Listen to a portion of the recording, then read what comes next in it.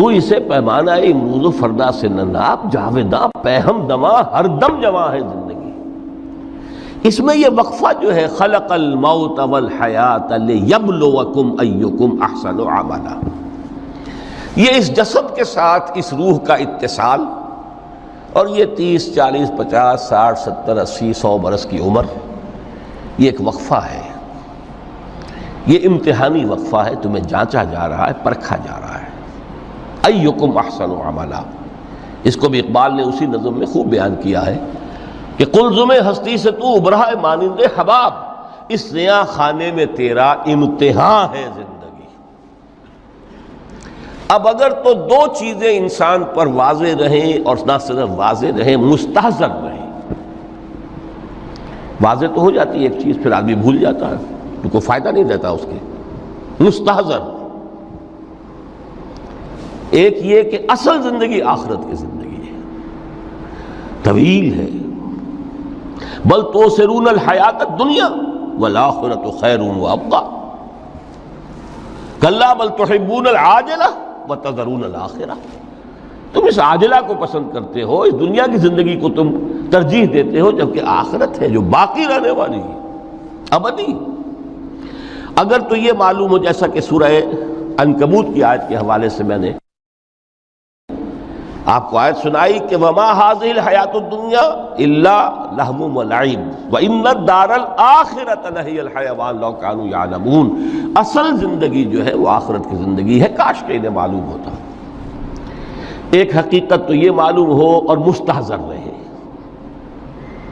کہ اصل زندگی آخرت کی زندگی ہے، اور دوسری حقیقت یہ کہ یہ دنیا کی زندگی ایک امتحانی وقفہ ہے۔ قلزم ہستی سے تو ابھرا ہے مانند حباب، اس نیا خانے میں تیرا امتحان ہے زندگی۔ یہ مستحضر رہے تو اس کا نتیجہ کیا نکلے گا؟ انسان دنیا پرست نہیں بنے گا۔ متاع ہے دنیا، برتنے کی چیز ہے۔ وما هذه الحیاۃ الدنیا الا متاع، برتنے کی چیز ہے، برتو اسے۔ اب میں یہاں آپ کو کچھ حدیثیں بھی سنا دینا چاہتا ہوں۔ ایک حدیث میں حضور نے عجیب نقشہ کھینچا ہے، مالی ولی دنیا، لوگوں مجھے تمہاری اس دنیا سے کیا سروکار، انما مثلی کراکب استظل تحت شجرۃ ثم راح فترکھا،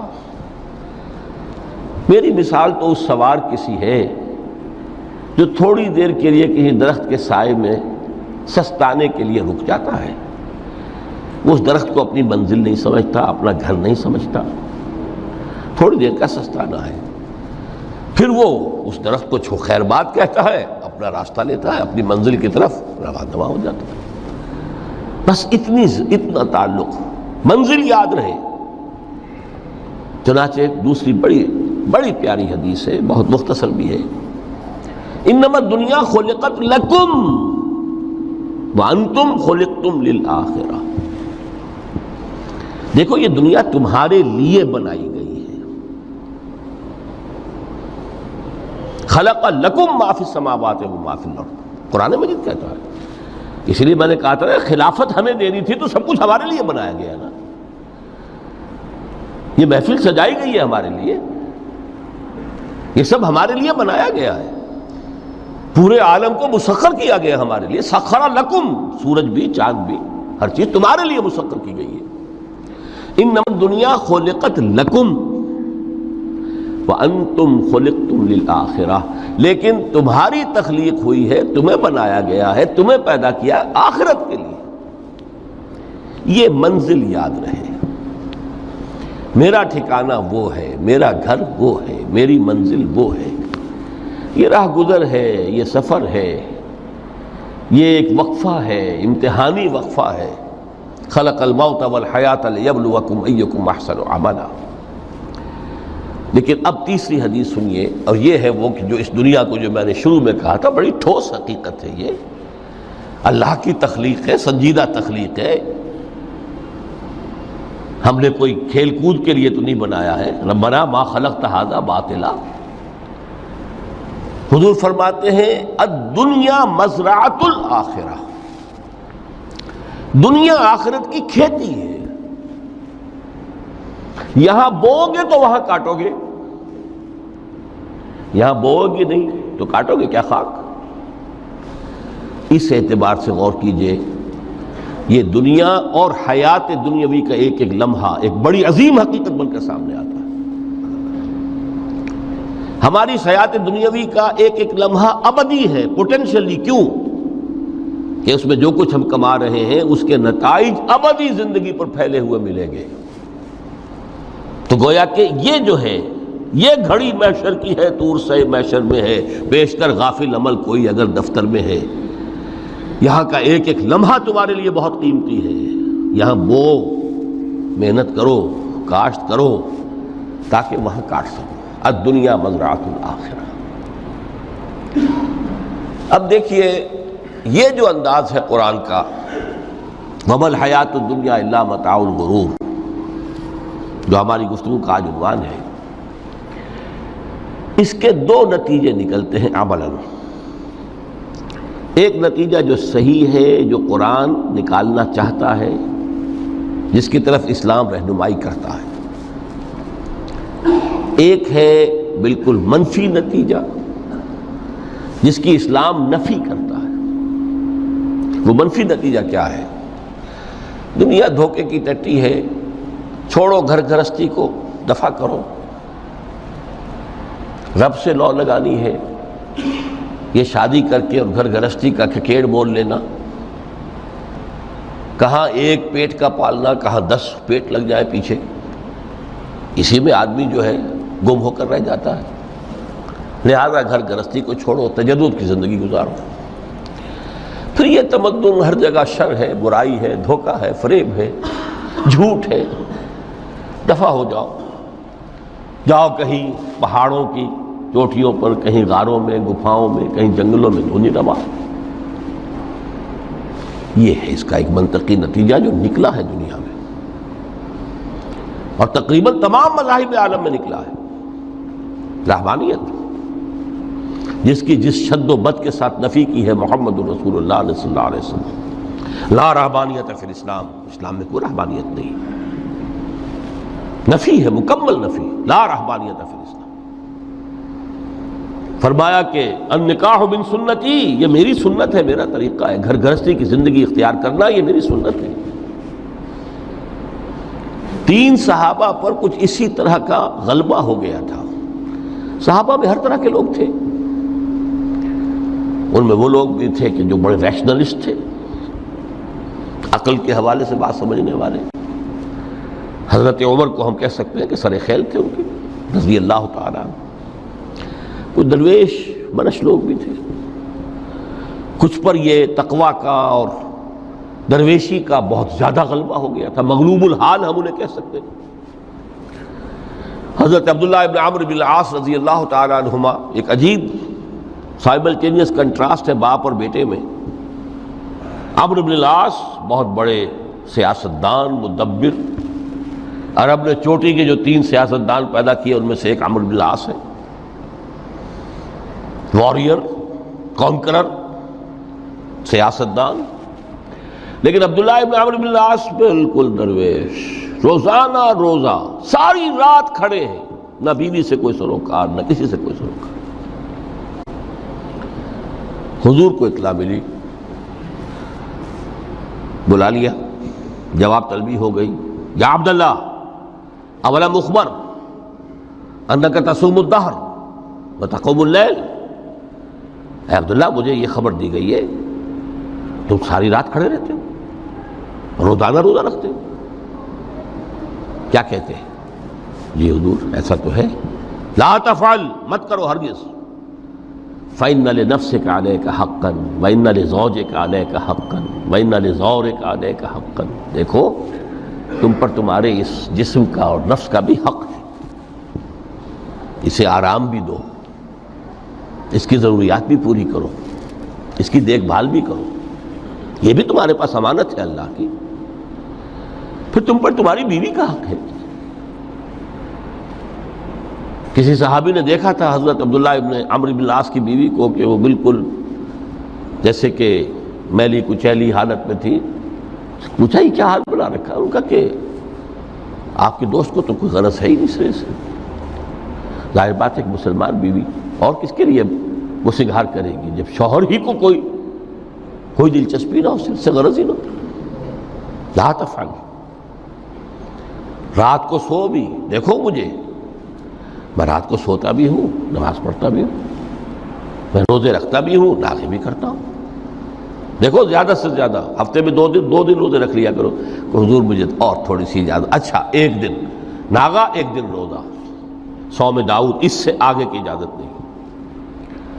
اسی طرح 3 حضرات سراسراہت آتا ہے حدیث میں، بخاری شریف کی روایت ہے، ان پر بھی کوئی ایسا ہی غلبہ ہوا رہبانیت کا اور ترک دنیا کا.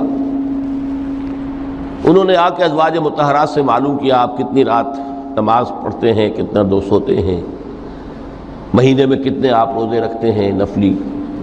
انہوں نے کوئی وہاں تو کھلی کتاب تھی سیرت محمدی صلی اللہ علیہ وسلم، جو کچھ تھی حقیقت بیان کر.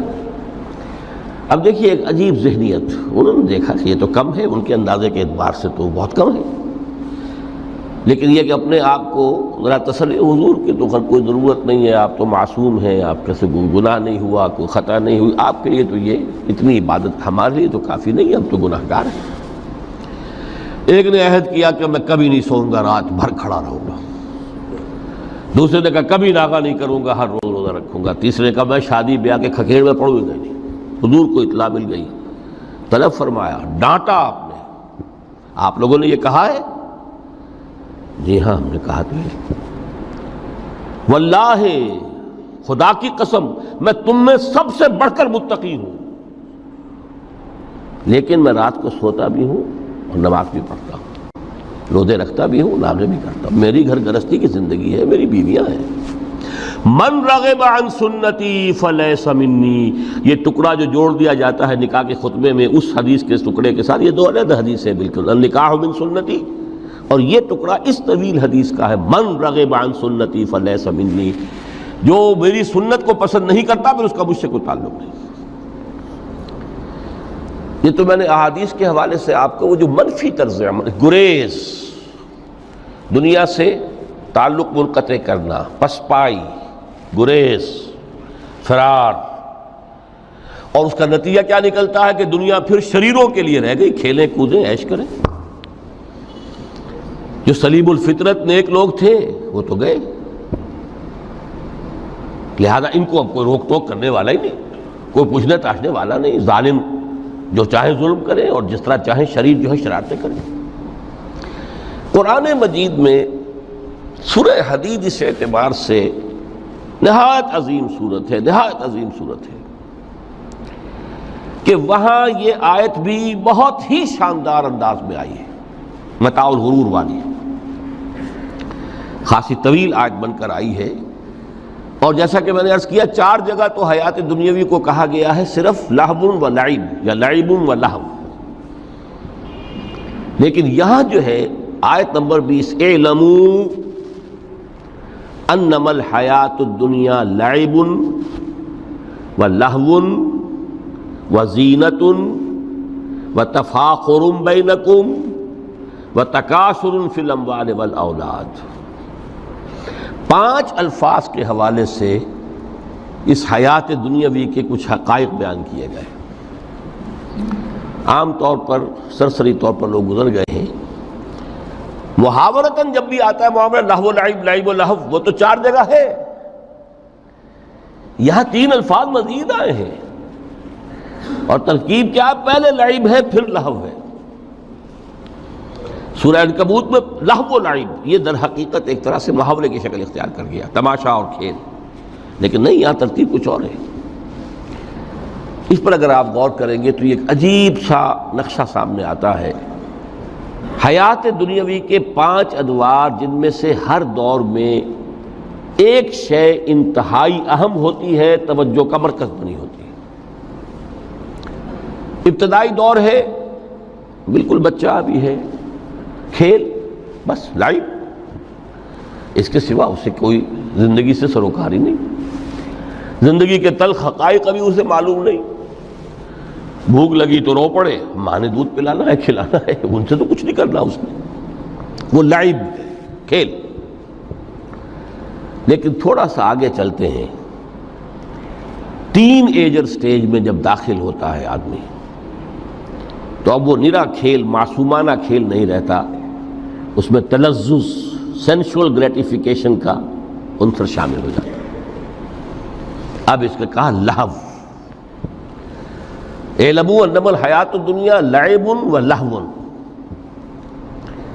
ذرا آگے بڑھیے تو انسان پر سب سے زیادہ دھن سوار ہو جاتی ہے، بناؤ سنگھار، میرا لباس فیشن کے مطابق ہو، کہیں ایسا نہ ہو مذاق اڑے۔ اپنے لباس کے بارے میں بہت کانشیس ہوگا، اپنے ہیئر کٹ کے بارے میں بہت کانشیس ہوگا، ہر چیز کے بارے میں بہت کانشیس۔ زینت، بناؤ سنگھار، آرائش، زیبائش۔ اس سے ذرا آگے گئے، تکاثر فی الاموال والاولاد، تفاخر بینکم۔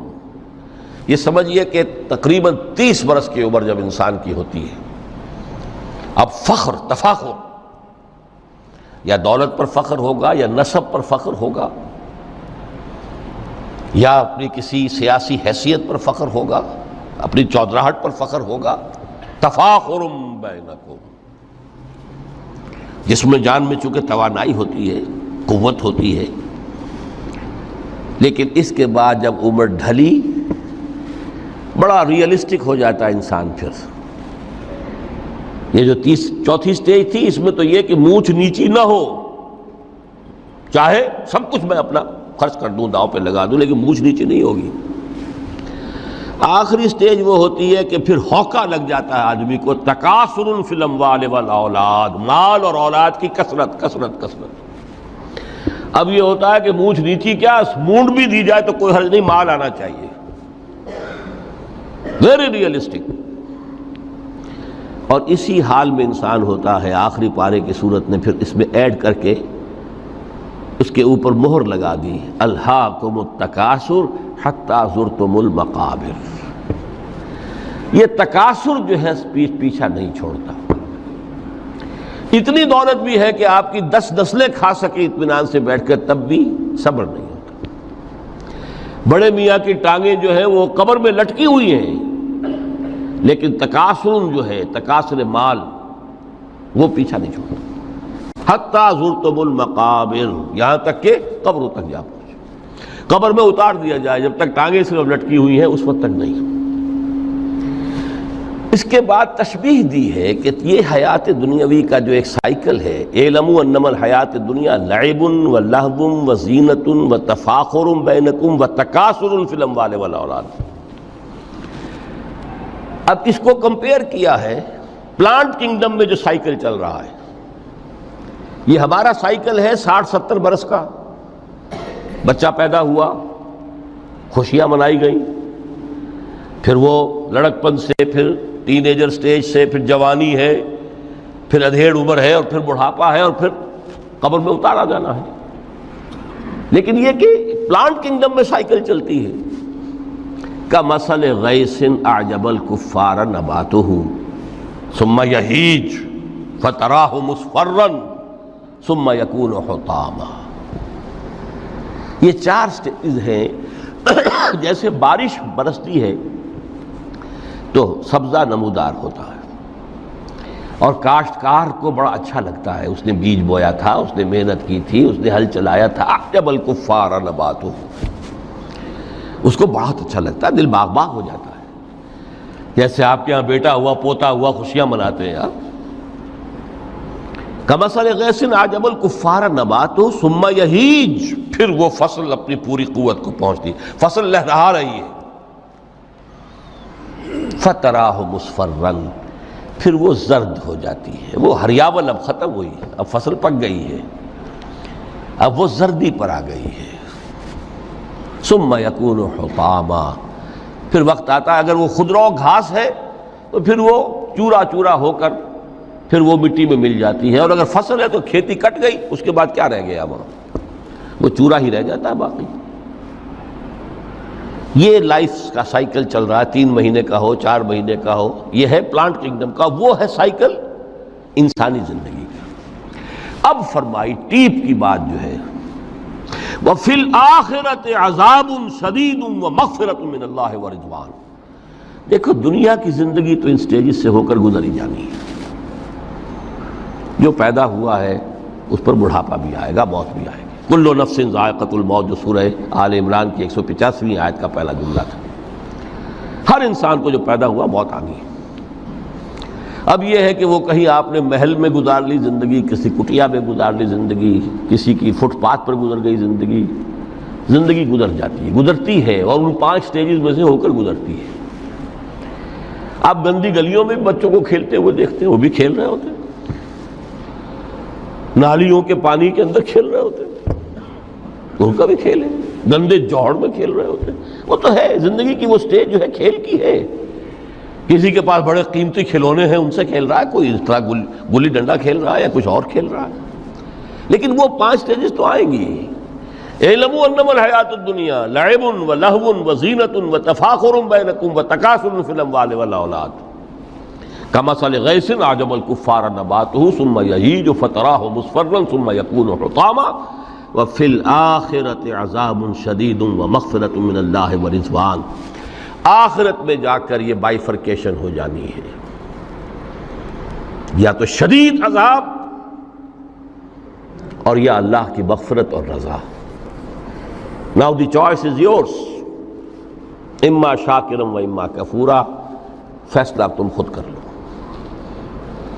وما الحیات الدنیا الا متاع الغرور، یہاں بھی آخری الفاظ وہ ہے کہ دنیا کی زندگی دھوکے کے سوا کچھ نہیں۔ کیوں؟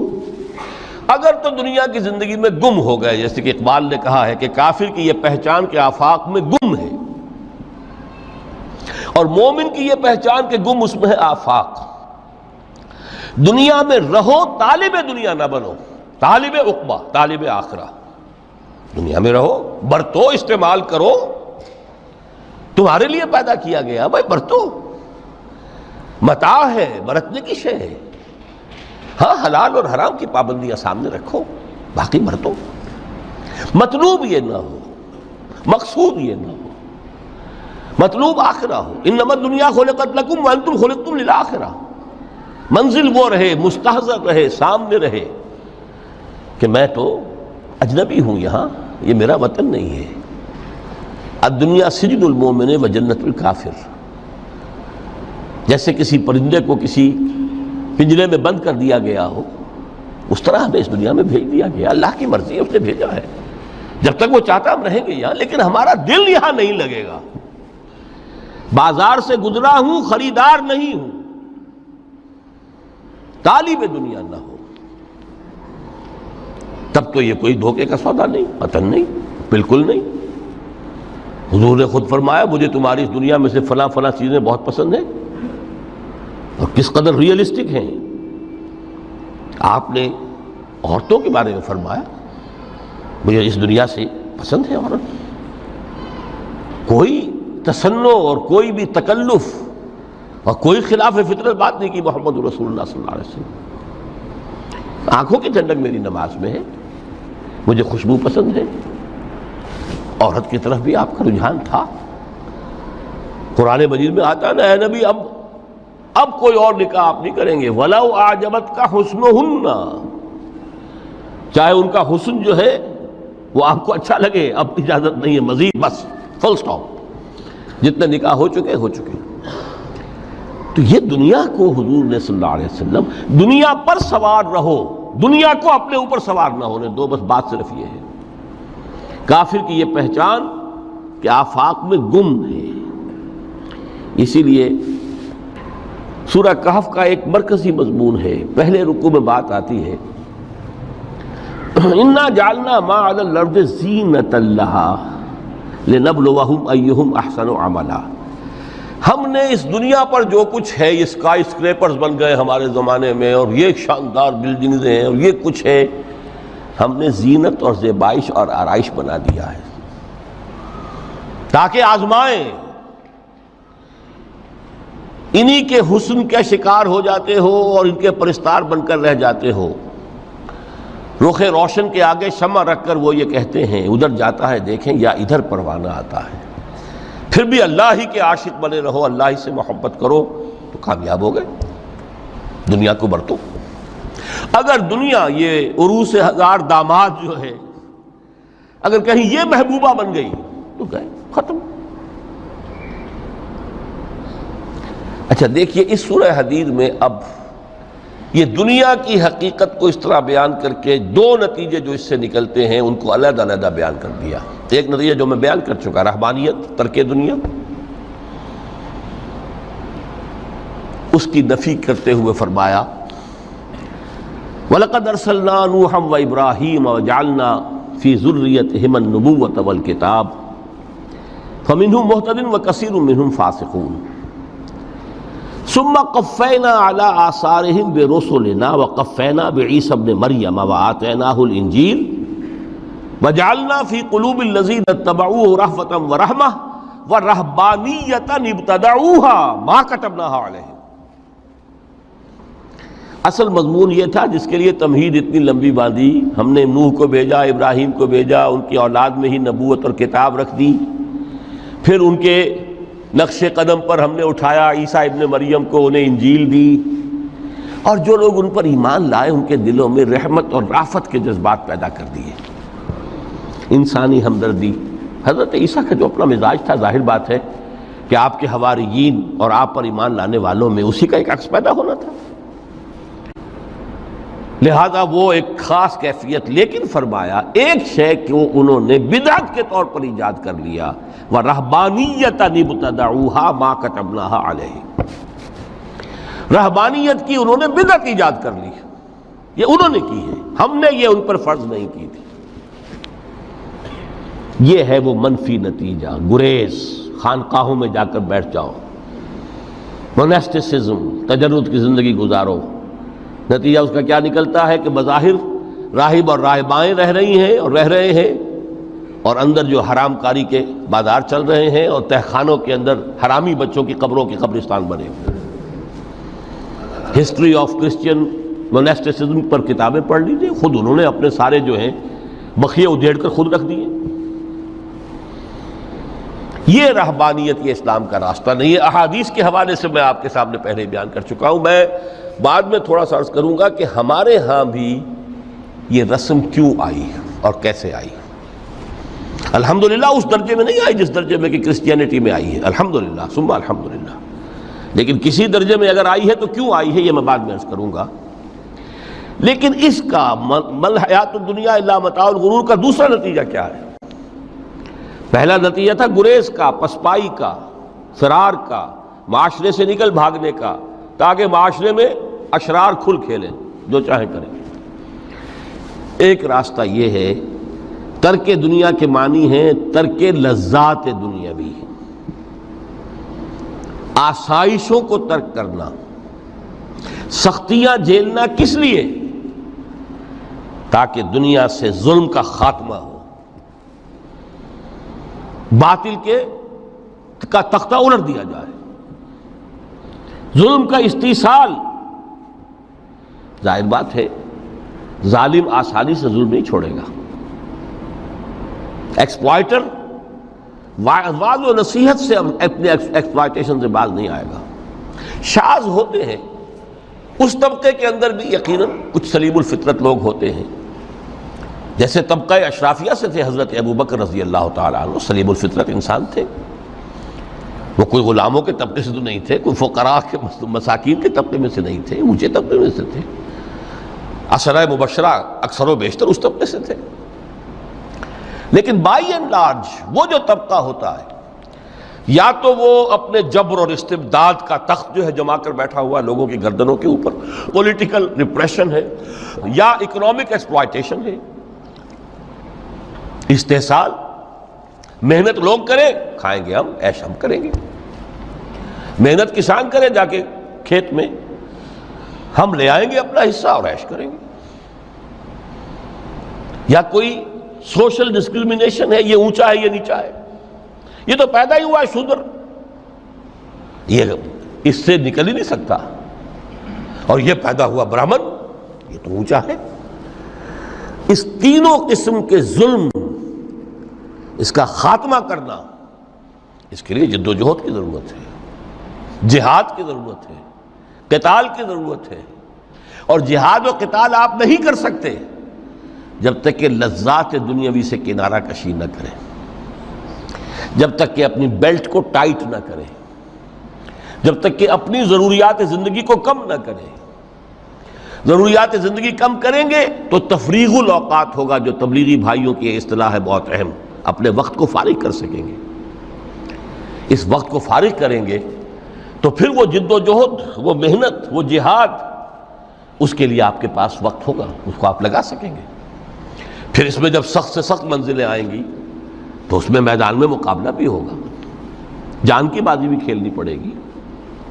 اس میں قید و بند کا وقت بھی آ سکتا ہے۔ 3 برس تک اگر محمد عربی صلی اللہ علیہ وسلم پورے خاندان بنی ہاشم کے ساتھ، بدترین اسیری سمجھ لیجئے شیب بنی ہاشم میں جو رہیں، یہاں تو اسیروں کو آپ راشن تو دیتے ہیں، کھانا تو دیتے ہیں، وہاں تو اصل جو ہے وہ تو دونوں طرف سے گھاٹی کا منہ بند کر دیا گیا تھا، سیل تھی کہ کوئی شے جو ہے وہ جانے نہ پائے اندر۔ 3 برس، جس میں کہ وہ وقت بھی آیا ہے کہ سوکھے ہوئے چمڑے ابال ابال کر اس کا پانی جو ہے بلکتے ہوئے بچے، پھول جیسے بچے بنی ہاشم، ان کے حلق میں ٹپکایا گیا ہے، اور کچھ نہیں۔ کچھ تھے لوگ، حکیم بن حزام جیسے رضی اللہ تعالیٰ عنہ، بعد میں ایمان بھی لے آئے۔ حضرت خدیجہ رضی اللہ تعالیٰ عنہ کے چونکہ وہ قریبی رشتہ دار تھے، وہ پہاڑ کو کراس کر کے چوٹی پر سے اتر کر کچھ کبھی کبھی کھانے پینے کی چیز پہنچا دیتے تھے۔ یہ سارے مراحل آئیں گے۔ یہ جو ہے یہ مثبت ہے۔ ترک دنیا وہ نہیں۔ ترک دنیا سے مراد دنیا کی لذتوں سے، دنیا کی آسائشوں سے، ان سے آدمی اپنے آپ کو پیچھے ہٹائے، ان کو چھوڑے، ان کو ترک کرے، تاکہ اپنا وقت، اپنا مال، اپنی صلاحیتیں صرف کر سکے۔ کس کام کے لیے؟ اب اس کے لیے دیکھیے آیت نمبر 25 ہے یہ سورہ حدید کی۔ لَقَدْ أَرْسَلْنَا رُسُلَنَا بِالْبَيِّنَاتِ، ہم نے اپنے رسولوں کو بھیجا واضح چیزوں کے ساتھ۔ بینہ وہ شے جو از خود ظاہر ہو۔ آفتاب آمد، دلیل آفتاب، جب سورج طلوع ہو گیا وہ خود اپنے وجود پر دلیل ہے، اس کے لیے کسی اور اضافی دلیل کی ضرورت نہیں کہ سورج موجود ہے، وہ تو ہے، سب کو نظر آ رہا ہے۔ تو بینات سے مراد معجزے بھی ہیں، اور وہ تعلیم جو ہے بنیادی دین کی کہ جو فطرت انسانی کی جانی پہچانی ہوئی شے ہے، دونوں پر اس کا اطلاق ہو جائے گا۔ لقد ارسلنا رسلنا بالبینات وانزلنا معهم الکتاب والمیزان، اور ہم نے ان کے ساتھ کتاب اتاری، میزان اتاری۔ یہ سب کچھ کس لیے کیا؟ لیقوم الناس بالقسط، تاکہ لوگ عدل پر قائم ہوں۔ یہ ہے سول آبجیکٹو۔ یہ نہیں بس ہماری کتاب پڑھ لیا کرے، ختم قرآن ہو گیا، اللہ اللہ دعا مانگ لی، چھٹی۔ قائم کرو اس کو، وہ میزان عدل نصب کرو، ہر ایک کو وہی تل کر ملے جو اس کا حق ہے، اور ہر ایک سے وہ لیا جائے کہ جو اس کے ذمہ واجب ہے۔ اگر یہ نہیں تو بابا پھر سب کہانیاں ہیں، شریعت اور دین اور نماز اور روزہ اور حج، کوئی حیثیت ان کی نہیں۔ اچھی طرح سن لیجئے میری بات۔ قرآن مجید میں کہلوایا گیا حضور سے، قل یا اہل الکتاب لستم علی شیء حتی تقیموا التوراۃ والانجیل وما انزل الیکم من ربکم۔ اے نبی ان سے کہہ دیجئے، کتاب والو تمہاری کوئی حیثیت ہی نہیں، ہماری نگاہوں میں تمہارا کوئی مقام ہی نہیں، جب تک کہ تم قائم نہیں کرتے تورات کو اور انجیل کو اور جو کچھ کے نازل کیا گیا تمہاری طرف، تمہارے رب کی طرف سے۔ قائم کرو، پھر آؤ ہم سے بات کرو، ہم سے دعا کرو، ورنہ دفع ہو جاؤ۔ Nothing doing. They don't care for you. لستم علی شیء حتی تقیموا التوراۃ والانجیل وما انزل الیکم من ربکم۔ اب قانون خداوندی تو بدلتا نہیں ہے، نہ فرام پرسن ٹو پرسن، نہ فرام نیشن ٹو نیشن، نہ فرام امہ ٹو امہ، اٹل ہے۔ وَلَن تَجِدَ لِسُنَّتِ اللَّهِ تَبْدِيلًا وَلَن تَجِدَ لِسُنَّتِ اللَّهِ تَحْوِيلًا۔ سنت اللہ تو ایک ہے۔ اب اس آیت کو ذرا پڑھیے، قُلْ يَا أَهْلَ الْقُرْآنِ لَسْتُمْ عَلَىٰ شَيْءٍ حَتَّىٰ تُقِيمُوا الْقُرْآنَ۔ وما انزل الیکم من ربکم، کہہ دو اے محمد کہ اے قرآن والو تمہاری کوئی حیثیت نہیں ہے ہمارے سامنے جب تک کہ تم قرآن کو قائم نہیں کرو۔ پڑھ لو اور اس کے قرات کے مقابلے منعقد کرا لو اور سونے کے تاروں سے اسے لکھ لو اور اس کو جو چاہو کر لو، کوئی حیثیت نہیں۔ قائم کرو اس قرآن کو، اس کے نظام کو، اس کے قانون کو، جو حضرت ابوبکر نے فرمایا تھا پہلا خطبہ جو دیا ہے آپ نے بیعت خلافت کے بعد، تم میں ہر قوی میرے نزدیک ضعیف ہوگا جب تک کہ اس سے حق وصول نہ کر لوں، اور ہر ضعیف قوی ہوگا جب تک کہ اسے اس کا حق دلا نہ دوں۔ سورہ شورى میں حضور سے کہلوایا گیا قل وَأُمِرْتُ لِأَعْدِلَ بَيْنَكُمْ، مجھے یہ حکم ہوا ہے کہ میں تمہارے مابین عدل قائم کروں۔ میں واعظ بن کر نہیں آیا، میں بدھ مت کے بھکشو بنانے کے لیے نہیں آیا تمہیں۔ ہاں انقلابی عمل میں ایک مرحلہ آتا ہے، بدھ مت کے بھکشو بننا پڑتا ہے کچھ عرصے کے لیے، تیاری کا مرحلہ، وہ میں ابھی بعد میں ذرا بیان کر دوں گا، لیکن مستقل نہیں ہے یہ بدھ مت کے بھکشو۔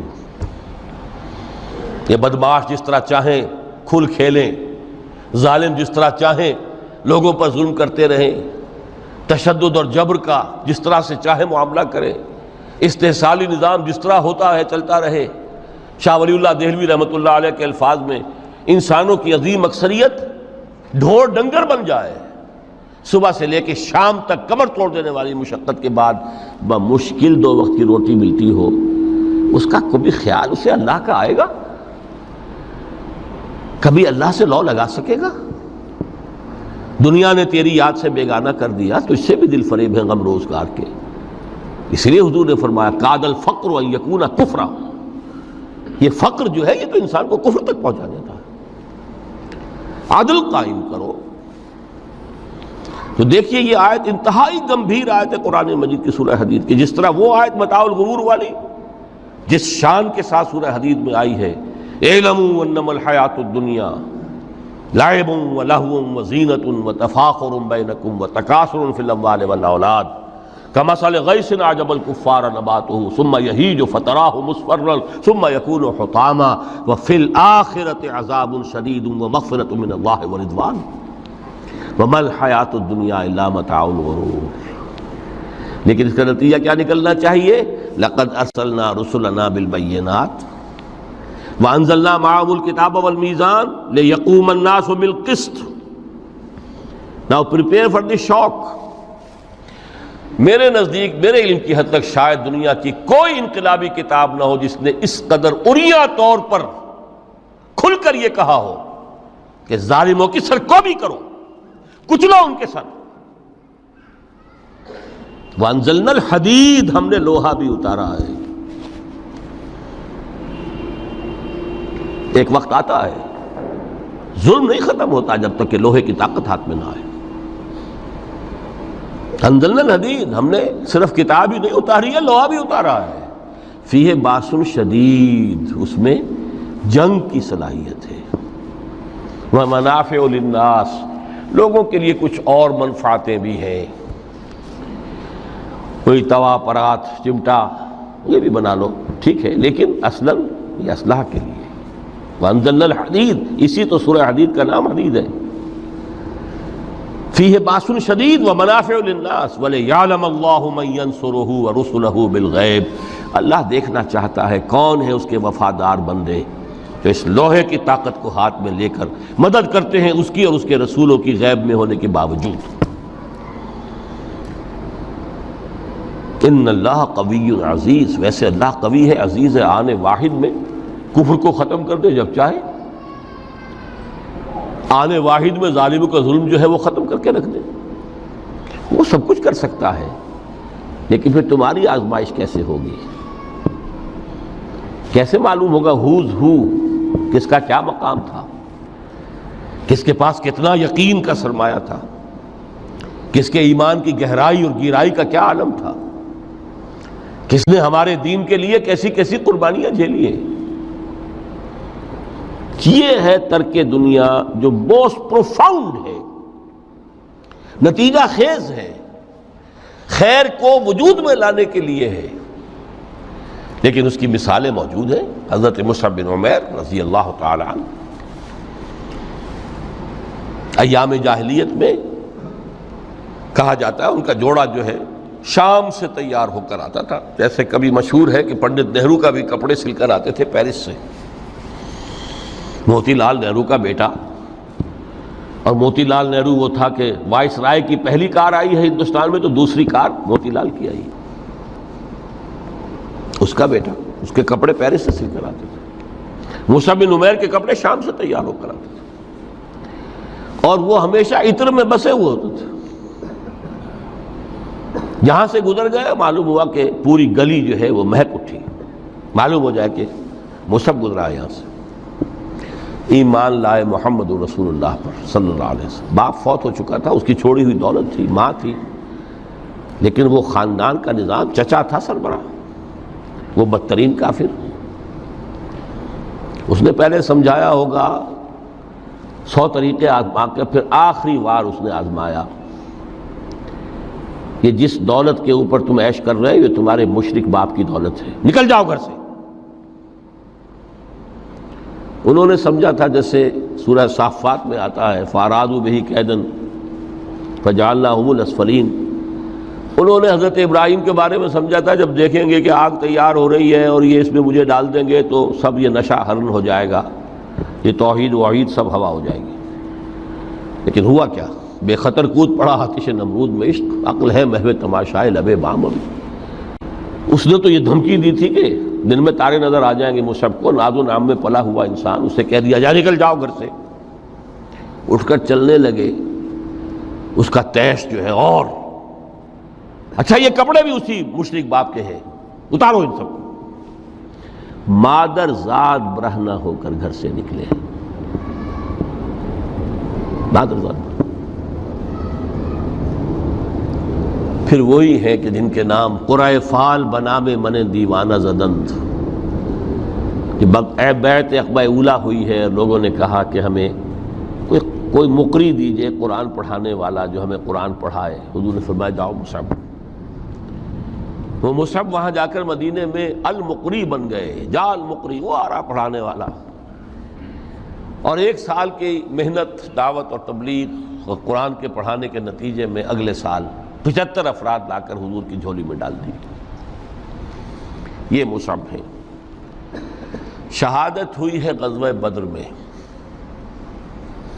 ایک مرتبہ اس سے پہلے کا واقعہ بھی ہے کہ حضور مسجد میں تشریف فرما تھے، سامنے سے حضرت مصعب گزرے، ایک پھٹا ہوا سا کمبل جسم کے گرد لپیٹا ہوا تھا۔ حضور کی آنکھوں میں آنسو آ گئے۔ از کجا تاب کجا، یہ دیوانہ جو ہے اللہ کا اور رسول کا اور دین کا کہاں سے کہاں پہنچا ہے۔ غزوہ احد میں علم ان کے ہاتھ میں ہے، جس ہاتھ میں علم ہے وار پڑا، کٹ گیا، دوسرے سے پکڑا، اس کو بھی کٹ گیا، پھر دونوں جتنے بچ گئے تھے حصے ان سے سنبھالا، پھر شہید ہو گئے۔ جسم پر صرف ایک چادر تھی، اوپر سے جسم ننگا تھا، صرف ستر کے لیے چادر۔ دفن کرنے لگے تو مسئلہ ہی پیش آ گیا کہ چونکہ شہید کے تو کفن جو ہے اس کا اپنا جو بھی لباس پہنا ہو شہادت کے وقت، حضور سے کہا گیا کہ حضور مصعب کی چادر تو اتنی چھوٹی ہے کہ سر ڈھانپتے ہیں تو پیر کھل جاتے ہیں، پیر ڈھانپتے ہیں تو سر کھل جاتے ہیں۔ فرمایا سر کو چادر سے ڈھانپ دو اور پیروں پر اذخر گھاس لا کر ڈال دو، یہ آخری لباس نصیب ہوا ہے۔